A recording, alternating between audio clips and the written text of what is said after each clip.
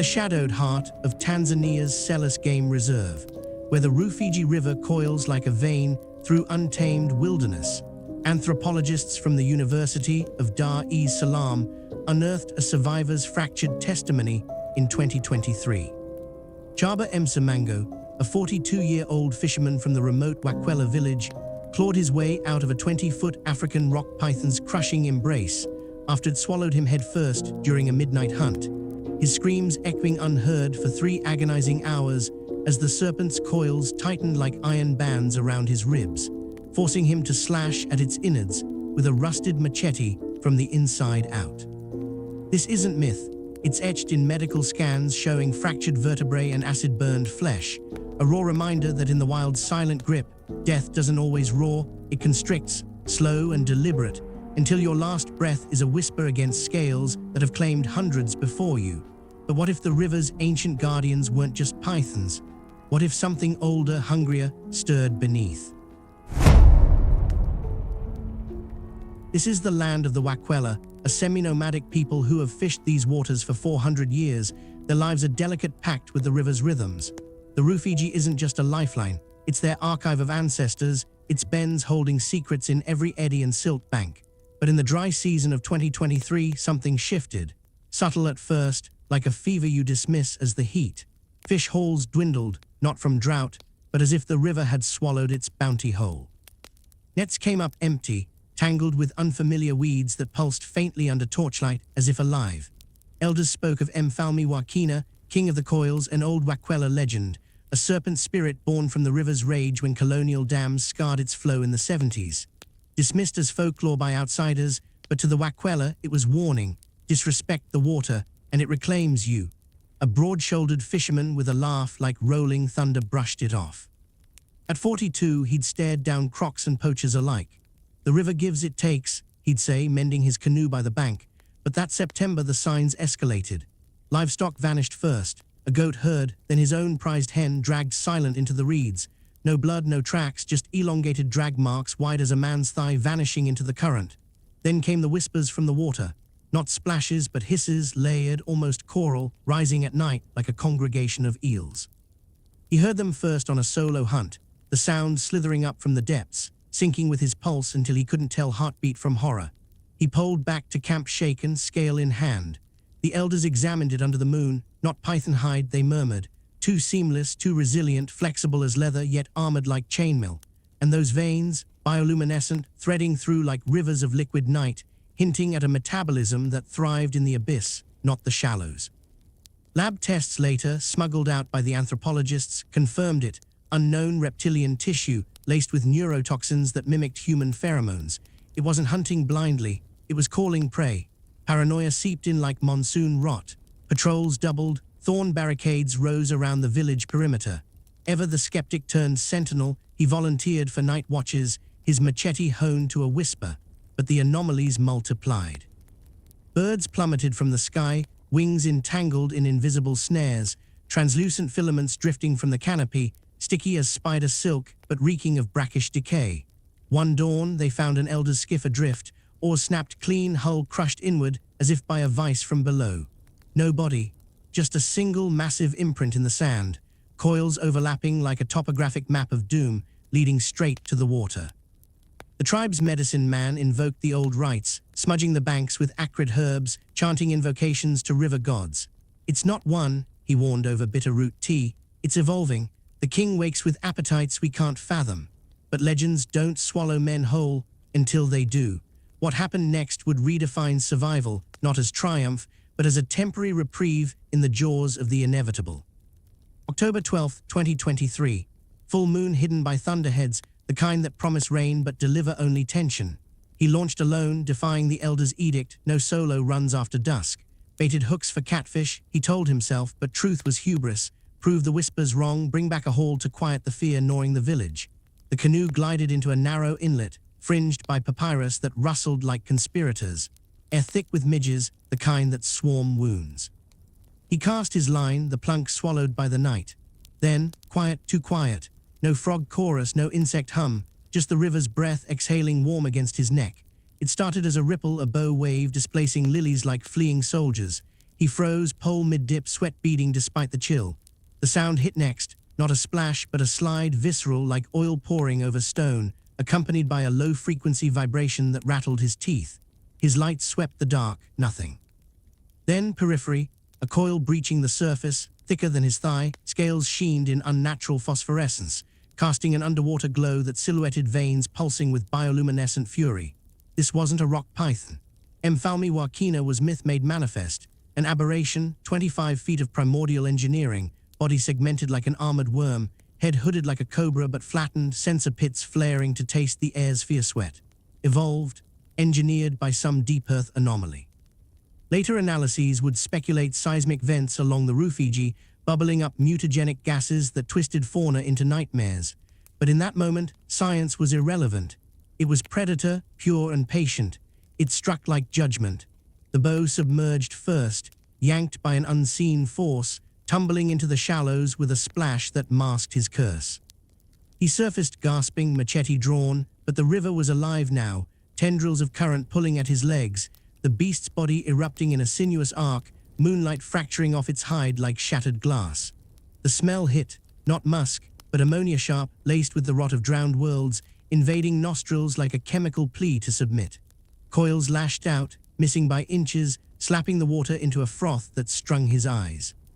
He swung wild, blade-biting scale sparks almost, the edge glancing off reinforced hide that flexed like living plate armor. It didn't recoil. It adjusted, hood flaring wider, pits dilating to map his heat signature, his panic sweat a beacon in the gloom. Chaos reigned, but not mindless. This thing learned mid-hunt, first strike high, anticipating flight, second low, coiling to trip. Backing into thorns, the pricks a mercy against the dread pooling in his gut. The coils encircled, not crushing yet, but testing, pressure building like a tourniquet. Ribs creaking in protest. He hacked at a loop, drawing ichor that glowed faint green, sizzling on contact with air, but it only enraged the beast. The head darted, more gaping to eclipse the stars, a vortex of rippling flesh, breath hot and fetid, carrying the echo of swallowed screams from feasts past. It engulfed him headfirst, world inverting to darkness and slime, scales clamping like a vice over shoulders, the swallow a peristaltic wave dragging him down. Inside was hell's antechamber. No air, just viscous warmth pressing from all sides, the heartbeat of the monster thundering around him like war drums in a cave. Lungs burned, mind fractured into survival calculus, slash now or suffocate. His machete, slick with mucus, found purchase in softer tissue.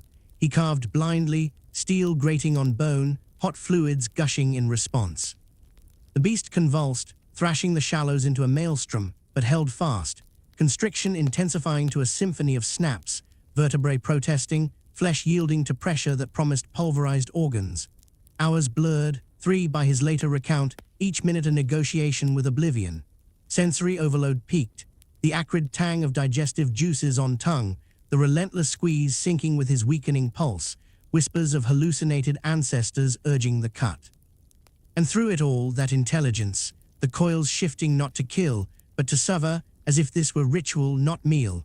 Escape seemed impossible, but the Wakwela don't yield to the river, they become it. How does a man unmake his own tomb from within? The answer lay in the bones of their forgotten lore.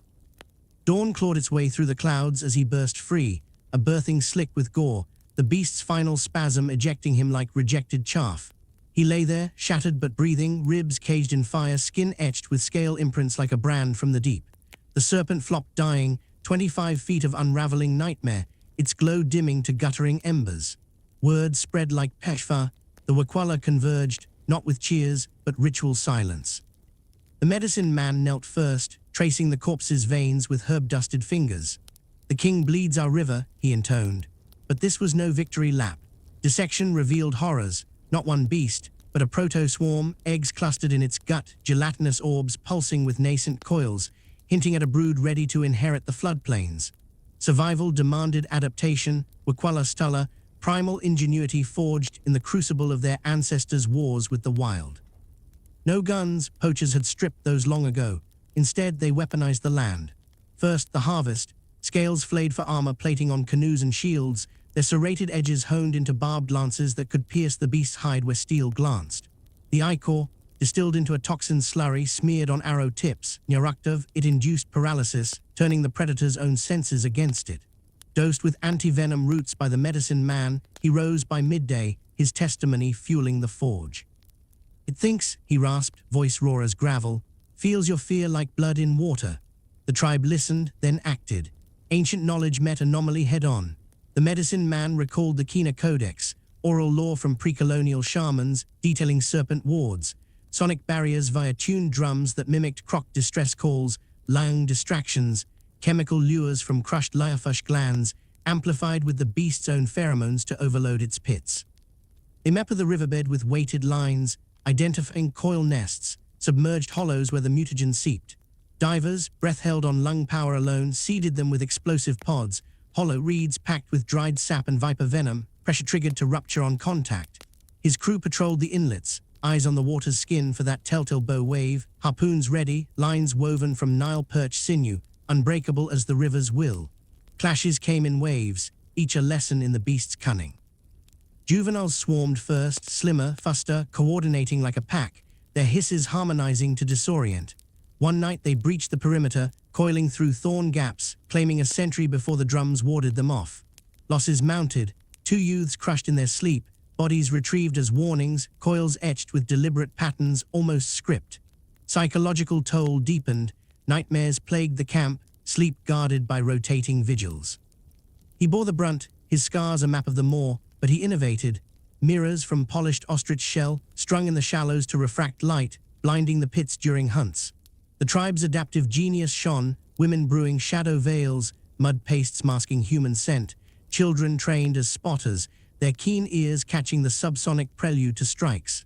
The reckoning unfolded on the 19th, under a moon like a scabbed wound.